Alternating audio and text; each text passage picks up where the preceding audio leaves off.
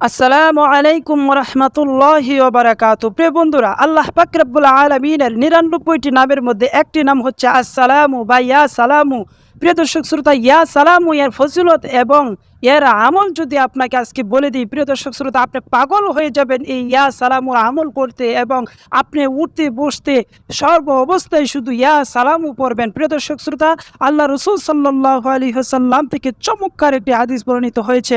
প্রিয় দর্শক শ্রোতা, আল্লাহ রসুল সাল্লাল্লাহু আলাইহি ওয়াসাল্লাম বলেন, যত বড় কঠিন রোগ আক্রান্ত ব্যক্তি হোক না কেন, যত কঠিন থেকে কঠিন রোগী হোক না কেন, কোনো ব্যক্তি যদি ১৩৬ বার ইয়া সালামু পড়ে ওই রুগ্ন ব্যক্তির শরীরে ফু দেয়, আল্লাহর রহমতে ওই কঠিন থেকে কঠিন রোগ সাথে সাথে ভালো হয়ে যাবে। সুবহানাল্লাহ। প্রিয় দর্শক শ্রোতা, অথবা কোনো রোগাক্রান্ত ব্যক্তি যদি নিজে ১০০ বার পরে ইয়া সালামু ১০০ বার পরে পানিতে ফু দিয়ে সে পানি পান করে, আল্লাহর রহমতে তার যত বড় রোগী হোক না কেন, আল্লাহ তাআলা সাথে সাথে তার ওই রোগ থেকে মুক্তিদান করবেন। সুবহানাল্লাহ। প্রিয় দর্শক শ্রোতা, কেউ যদি অশান্ত থাকে, কেউ যদি বদমেজাজি থাকে, আল্লাহর রহমতে এই নামের বরকতে আল্লাহ পাক রব্বুল আলামিন তার বদমেজাজি দূর করে তাকে শান্ত স্বভাবের করে দিবেন। সুবহানাল্লাহ।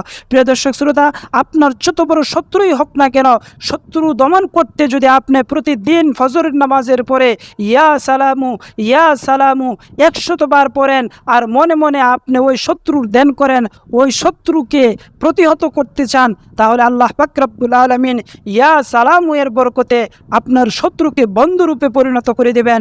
আপনার শত্রু আপনার মাতানত হতে বাধ্য হবে। প্রিয় দর্শক শ্রোতা, ইয়া সালামুর এত বেশি ফজিলত বর্ণিত হয়েছে, আপনার সামনে যদি আমি বলতে থাকি তাহলে ভিডিওটা অনেক লম্বা হয়ে যাবে। প্রিয় দর্শক শ্রোতা, যেই ফজিলতগুলি বলেছি আমি মনে করি ওই ফজিলতে আমল করার জন্য যথেষ্ট হয়ে যাবে।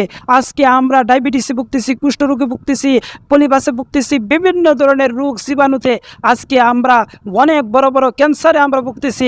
প্রিয় দর্শক শ্রোতা, আমি যদি নিয়মিত প্রতিদিন ফজরের নামাজের পরে ১০০ বার ইয়া সালামু পরে পানিতে ফু দিয়ে সেই পানি পান করি, তাহলে আল্লাহ পাক রব্বুল আলামিন আপনার শরীরের যত রোগ জীবাণু আছে ধ্বংস করে দিবে, আপনাকে আল্লাহ পাক রব্বুল আলামিন সুস্থ করে দিবে।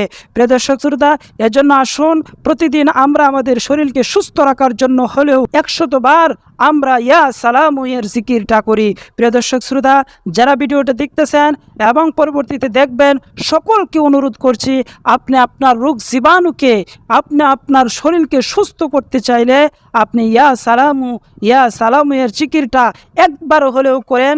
ইনশাআল্লাহ আল্লাহ তাআলার কাছে আপনি মাপ চান, আল্লাহ তাআলা আপনাকে আপনার রোগকে মাফ করে দিয়ে আপনাকে পূর্ণ সুস্থতা দান করবেন। প্রিয় দর্শক শ্রোতা, আমরা অনেক সময় রোগ হলে ডাক্তারের কাছে দৌড়ে চলে যাই, কিন্তু আল্লাহ পাক রব্বুল আলামিনের এই নামের মধ্যেই এত শিফা রেখেছেন, আমরা তা কল্পনাও করতে পারি না।